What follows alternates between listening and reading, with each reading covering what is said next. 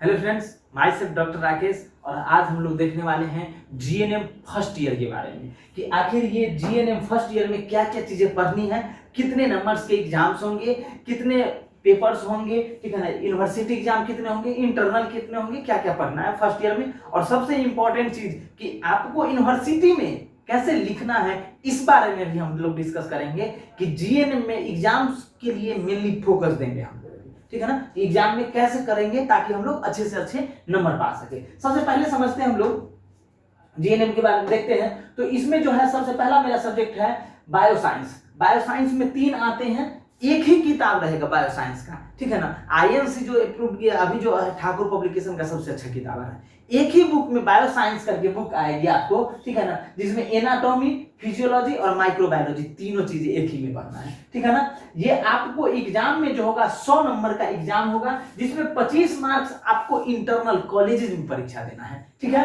और 75 मार्क्स जो है आपको काउंसिल बोर्ड से जो है, बोर्ड से और काउंसिल से, यूनिवर्सिटी से जिनका, तो वहां पर जाकर के एग्जाम होगा। ये एक्सटर्नल एग्जाम होगा, यानी कि आपको 75 नंबर का एग्जाम देने के लिए आपको कहां जाना होगा, आपको यूनिवर्सिटी जानी होगी, ठीक है ना। यूनिवर्सिटी में हो या काउंसिल जहां पर आपको देगा, ठीक है ना, कि जो भी जैसे कि बिहार काउंसिल है या फिर एमपी, सबका अलग अलग काउंसिल है, ठीक है ना। उस काउंसिल से जो जीएनएम का जो परीक्षा देगा उसमें आपको जाना पड़ेगा। अब इसमें देखिएगा कि सबसे ज्यादा किससे क्वेश्चन पूछा जाएगा। तो सबसे ज्यादा क्वेश्चन पूछा जाएगा आपको 65 परसेंटाइल क्वेश्चन जो है आपको ह्यूमन एनाटॉमी एंड फिजियोलॉजी से पूछेगा, 65% क्वेश्चन।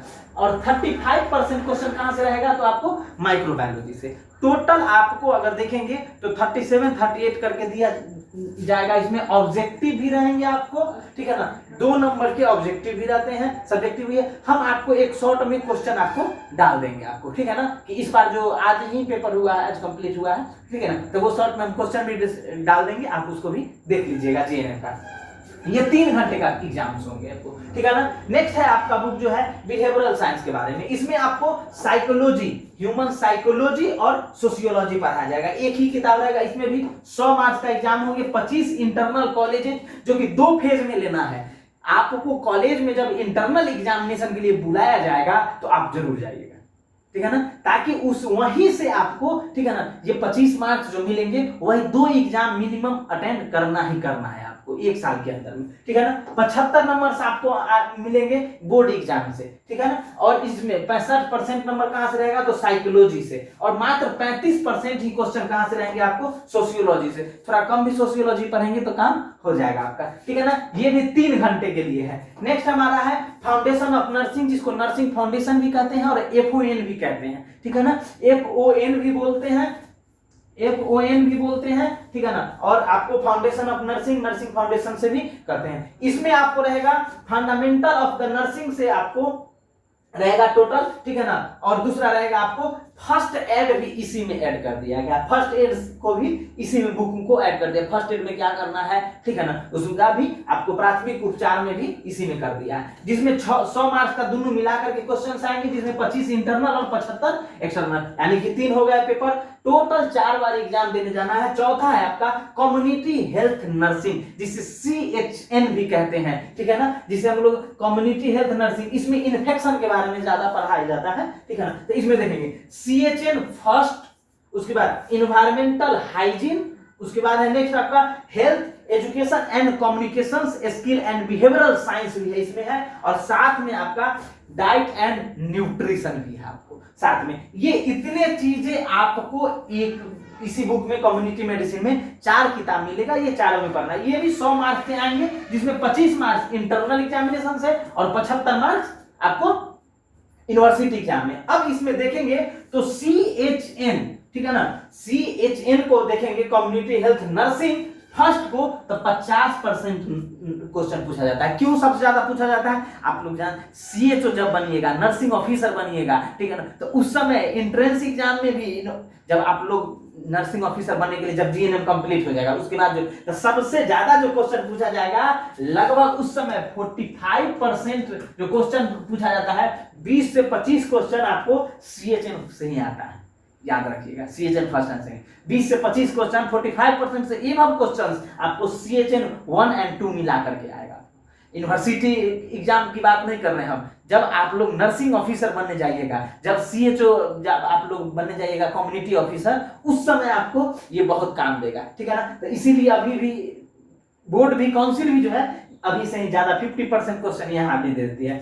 10% हाइजीन मेंटेन वाले से क्वेश्चन रहेगा। उसके बाद health education system and skill जो है, आप कम्युनिकेशन स्किल को अगर देखेंगे, ठीक है ना, तो बिहेवियरल साइंस, तो इसमें जो है आपको मिल जाएगा आपको 25%। अब उसके बाद न्यूट्रिशन, डाइट और न्यूट्रिशन से 15% क्वेश्चंस रहेंगे यूनिवर्सिटी में, तो आपको उसी हिसाब से पढ़ना है। प्रैक्टिकल पार्ट सिर्फ एक है फर्स्ट ईयर में। फर्स्ट ईयर में सिर्फ एक प्रैक्टिकल पार्ट है आपका फंडामेंटल ऑफ नर्सिंग में, जिसमें 100 नंबर के होंगे, जो 50 नंबर अंदर में जो कॉलेजेस में जो असाइनमेंट देता है, ठीक है ना, असाइनमेंट बनाने के लिए देगा, जो एक्स्ट्रा करिकुलम जितने भी करवाते हैं आपको, ठीक है ना, बनवाते हैं, प्रोजेक्ट फाइल करवाते हैं, ठीक है ना, असाइनमेंट बनाते हैं, फ्लैक्स बनवाता है, ये सब जो है आपको 50 नंबर में आ जाएगा, ठीक है ना। और 50 मार्क्स आपको क्या होगा, बोर्ड, जब आप लोग प्रैक्टिकल एग्जामिनेशन देने जाइएगा कॉलेजेस में, तो एगो कॉपी देता है जो यूनिवर्सिटी से आता है, वही यूनिवर्सिटी पर उसी कॉपी पर आपको पेपर भी लिखना होता है, उस पेपर से मिलेगा 50 नंबर,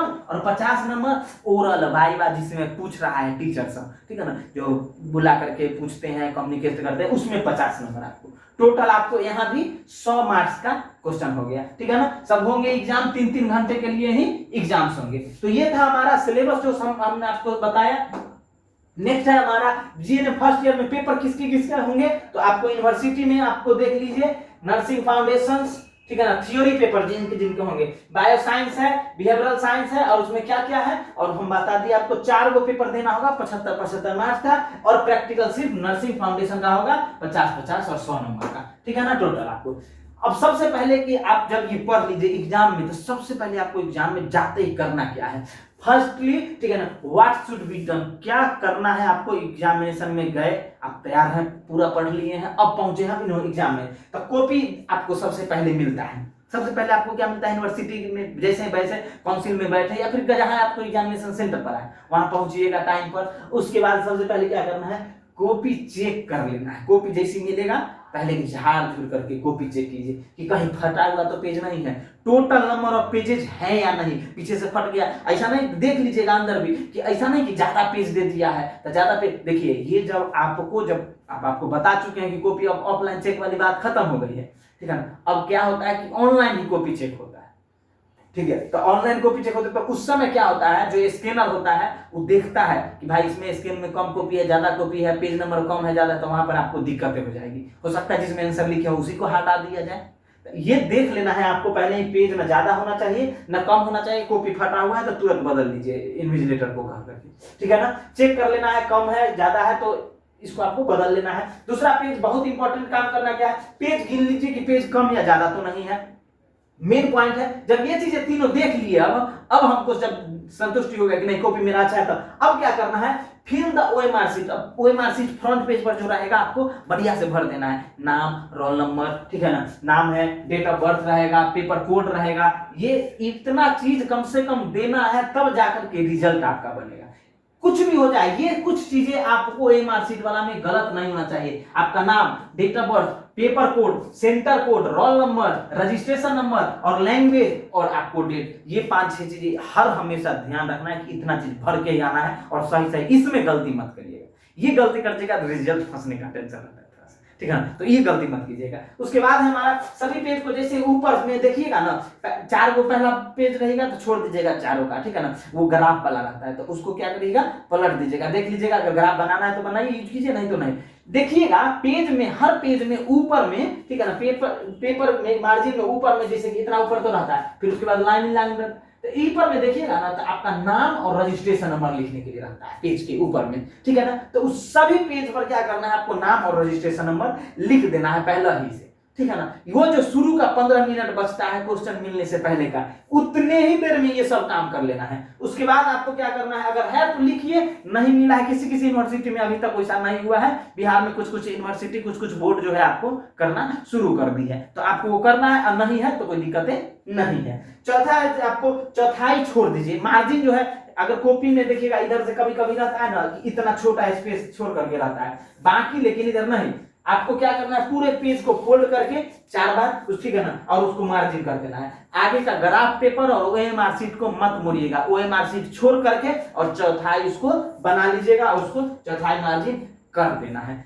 पेपर आंसर मिलने से पहले इतना चीज आपको कर देना है। अब क्या करना है, क्वेश्चन पेपर मिलने के बाद सबसे पहले आपको क्या क्या करना है, तो पूरे इंस्ट्रक्शन को, क्वेश्चन के पूरे एक एक इंस्ट्रक्शन को सबसे पहले 2 से 3 मिनट में क्या करना है, पढ़िए और उसको समझ लीजिए कि हमको कितना कितना कहां कहां बनाना है, ठीक है ना। ये बना लिए, उसके बाद फिर आपको क्वेश्चन पेपर को पूरे अच्छे से क्वेश्चंस को, ठीक है ना, देख लीजिए कि है या नहीं। जो हमको बोला गया कि ग्रुप बी में आपको 5 क्वेश्चन बनाना है, आप ग्रुप बी में देख रहे हैं कि 2 क्वेश्चन है, तो भाई मिसप्रिंट है, क्या है, कैसे है, दूसरे का क्वेश्चन काउंसिल में या फिर जहां पर सेंटर पर आए वहां पर ऐसा नहीं ना है कि अरे तुमने 5 क्वेश्चन मिलने के बाद बात करने बनता नहीं है, और आपको रॉन्ग और राइट आंसर क्वेश्चन का कभी कभी मिसप्रिंट रह गया, कभी कुछ है तो नहीं पता चलता है। तो आपको इंस्ट्रक्शन पढ़ लेना है। इंस्ट्रक्शन में बहुत इंपॉर्टेंट चीज ये भी रहती है कभी कभी कि कोई क्वेश्चन को मैंडेटरी कर देता है। मैंडेटरी कर देगा क्या कि आपको सभी क्वेश्चन बनाइए छोड़िए मतलब नहीं है, लेकिन 2 नंबर को कंपलसरी कर देगा, ठीक है ना। तब 2 नंबर कंपल्सरी, कभी 3 नंबर, कभी 1 नंबर को क्या कर देता है, क्वेश्चन कंपलसरी टू अटेंड,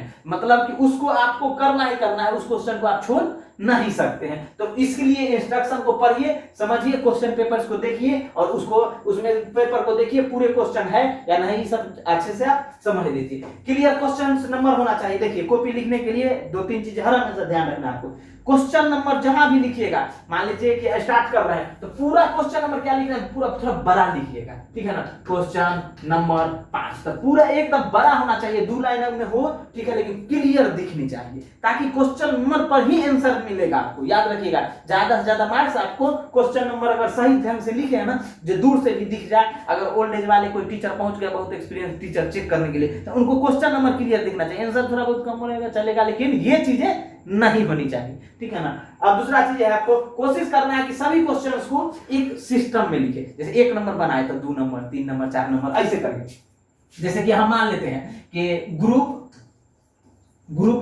ए में, ठीक है ना, 5 क्वेश्चन दिया, हमको बनाना है 3 क्वेश्चन, ठीक है ना। 5 क्वेश्चन में 3 ही बनाना था, ठीक है ना। हमको आ रहा था, कोशिश करना है 1 2 3, अगर ये हो तो सबसे बेटर है, नहीं हो रहा है तो कोई दिक्कत नहीं है, लेकिन हाँ 4 और 5, अब मान लेते हैं कि 5 क्वेश्चन दिया, तो अब इसको देखिए 1 2 3 अगर आ रहा है तो ठीक है, नहीं हो रहा है तो कोई दिक्कत नहीं है, 1 बना देंगे, फिर 3 आ रहा है तो 3 बना देंगे, 5 ऐसे मत कीजिएगा कि एक बार 4 बना दिए, फिर 1 बना दिए और फिर 5 बना दिए, थोड़ा सा दिक्कतें होती है, ठीक है ना। तो कोशिश करना है कि एक सीरीज में दूसरे शुरू करना है, ठीक है, दूसरे करिए 2 3 4, नहीं तो 2 4 और 5 ऐसे बनाइए, एक फ्लो में होनी चाहिए, फ्लो तो अच्छा लगता है और थोड़ा मार्किंग करने में आसान हो जाता है। जो कॉपी से करता है ना, उसको जितना आसान बना दीजिए ना, आंसर में थोड़ा बहुत कम लोग दिखता है, लेकिन 2 मेन चीजें क्या क्या दिखती हैं उसको अब हम लोग समझते हैं, ठीक है ना। तो सीरीज में लिखिएगा। अब आगे हम लोग देखते हैं कि आंसर चेक करने वाले क्या क्या काम करते हैं, उसको समझिए। आंसर के अंदर में आपको क्या करना है, हेडिंग अच्छे से लिखना होना चाहिए। देखिए सबसे पहले हमने बताया आपको कि क्वेश्चन नंबर बहुत इंपॉर्टेंट है। क्वेश्चन नंबर, पहला चीज क्या देखना आपको, जो क्वेश्चन नंबर लिख रहे हैं, 1 नंबर बनाए हैं तो 1 नंबर दिखना चाहिए, 2 नंबर बनाए हैं तो 2 नंबर दिखना चाहिए कि हाँ भाई 2 नंबर बनाए हैं। पहला चीज ये देखता है टीचर। दूसरा बहुत important question check, copy check करने वाले टीचर क्या देखते हैं इसको समझिए, बहुत ज्यादा आपको कि सिंपल है कि नहीं लिखा हुआ। दूसरा चीज देखेगा हेडिंग, कि आंसर के अंदर में हेडिंग कितना लिखा है, वो हेडिंग इस क्वेश्चन का है।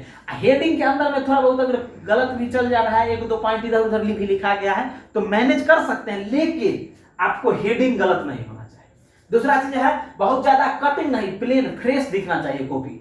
टीचर सुकून पा जाता है कि चलो गोंज गोंज गोंज गोंज गोंज गोंज गोंज कोई लिख देता है ना, आपको कॉपी देखते हैं हम लोग तो बहुत परेशान हो जाते हैं, दिखाएंगे कभी कॉपी होगा तो होगा भी उस पर, ठीक है ना। आपको ज्यादा कॉपी में कटिंग नहीं करना है, सिंपल कट करके, और आपको बहुत ज्यादा, आप देखिए अब ये लिखा गया तो मान लेते हैं कि हमारा गलती हो गई, तो इसको ऐसे नहीं, ऐसे गोंज दिए नहीं, इसको एक सिंपल लाइन में कट कर देना है, ठीक है, कि हमारा कि ये गलती हो गया हमसे, ठीक है। तो ये चीजें हो गई आपको। दूसरा चीज है बहुत इंपॉर्टेंट, हमारा इंपॉर्टेंस लाइन को क्या कर दीजिएगा, अंडरलाइन कर दीजिएगा। इंपॉर्टेंस लाइन को क्या कर दीजिएगा, कोई भी चीज अगर हमको दिख रहा है, अच्छा ये बहुत इंपॉर्टेंट है, हम जान रहे हैं इसी क्वेश्चन का है, इसी क्वेश्चन का थोड़ा अंडरलाइन कर देंगे, अच्छा इसी क्वेश्चन का आंसर है ना, हाँ तो वो तो होता है, कभी हम जानते हैं कि इधर में उधर लिखा रहा है तो वहां पर भी मैनेज कर सकते हैं। जितना पूछा जाए उतना ही लिखिए, ना उससे कम ना उससे ज्यादा, जितना आपसे पूछा जाए, जितना क्वेश्चन कहता है उतना ही लिखिए, ना उससे ज्यादा ना उससे कम। चौथा मेन चीज है, एक भी क्वेश्चन आपको नहीं आंसर नहीं छूटना चाहिए, आए या नहीं आए।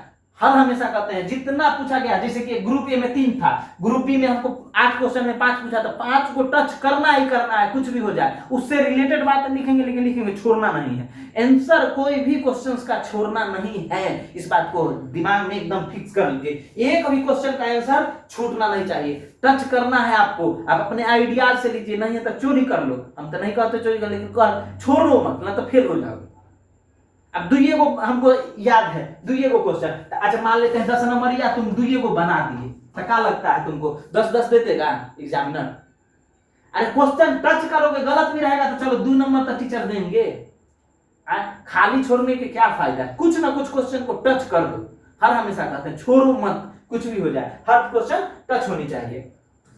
उसके बाद हमारा मेन इंपॉर्टेंट चीजें हैं, इसको अब हम लोग समझते हैं। जब क्वेश्चन आंसर लिखने के लिए की बारी आएगी, तो क्या क्या अगर नहीं भी याद है तो हम क्या लिखेंगे ताकि आसान हो जाए। सबसे पहले क्वेश्चन में एक हेडिंग बनाओ, इंट्रोडक्शन, उससे रिलेटेड बातें जो क्वेश्चन में पूछ रही है, एक इंट्रोडक्शन हेडिंग बनाओगे, ठीक है। कोई भी क्वेश्चन का कुछ इंपॉर्टेंट हेडिंग बनते ही बनते हैं, सब कुछ का इंट्रोडक्शन होता है। कुत्ता, बिलाई, सांप, गोजर, कुछ राक्षस हो, आदमी हो, भगवान हो, उनका इंट्रोड्यूस तो कराते हैं। कोई आता है मेहमान में है तो इंट्रोड्यूस तो होता है सबसे पहले, ठीक है ना। उसके बारे में जो आए हैं उनका डिफिनीशन होनी चाहिए। उस क्वेश्चन में अगर कुछ है तो ठीक है, नहीं तो कोई एक पॉइंट उसमें से निकाल करके उसको अगर जान रहे हैं तो उसको डिफाइन कर दीजिए, ठीक है ना। तीसरा चीज है आपको उसका अगर टाइप्स याद है तो लिखिए, कहीं कहीं पर टाइप्स नहीं होते हैं तो डायरेक्टली ही छोड़ देते हैं, नहीं तो उससे रिलेटेड चीजें कुछ जो होती हैं उसमें लिखना होता है। उसके बाद आपको इतना हेडिंग होनी चाहिए। दूसरा बात, आपको उससे रिलेटेड डायग्राम है तो डायग्राम बनाइए ही बनाइए, नहीं तो कोई एक हर क्वेश्चन के लिए डायग्राम याद रखिए कि कौन से क्वेश्चन में क्या डायग्राम जाएंगे। एनाटॉमी हो, फिजियोलॉजी हो, इसमें तो आएंगे ही, पैथोलॉजी में आएंगे ही डायग्राम आपको, ठीक है ना। आपको सर्जरी में डायग्राम आ जाएंगे, गायनी उसमें डायग्राम आ जाएंगे, ठीक है ना। आपको साइकोलॉजी में और सोशियोलॉजी में डायग्राम बहुत कम जाएगा, सोशियोलॉजी में थोड़ा बहुत चला ही जाता है, साइकोलॉजी में डायग्राम थोड़ा बहुत कम जाते हैं, ठीक है ना। उसमें फ्लो चार्ट आप बना दीजिएगा डायग्नोसिस में। फिर उसके बाद सीएचएम में भी डायग्राम आ जाएगा, इन्फेक्शन दिखाना है तो उसमें भी आराम से कर सकते हैं आप लोग। उसके बाद लास्ट हेडिंग अगर नहीं समझ में आता, कंक्लूजन लिख दीजिए कि क्वेश्चन में आपको क्या क्या हुआ, डिफिकल्टीज अपने बारे में, ये सब चीज आपका करना है, मेंशन कर देना है। लेकिन अगर आप ठीक से पढ़े रहिएगा तब तो आपको ये सब करने की जरूरत ही नहीं है। ठीक ढंग से लिखिए और आंसर जितना सही से हम बता रहे हैं, जैसे कि अगर आप फेंकू वाला लिखिएगा तो टीचरों समझ जाता है कि फेंकले है, तो चलो ठीक है, लेकिन लिखा है सर, क्वेश्चन टच किया है, तनी पास कर देते हैं इसको, लेकिन अच्छा नंबर नहीं मिलेगा।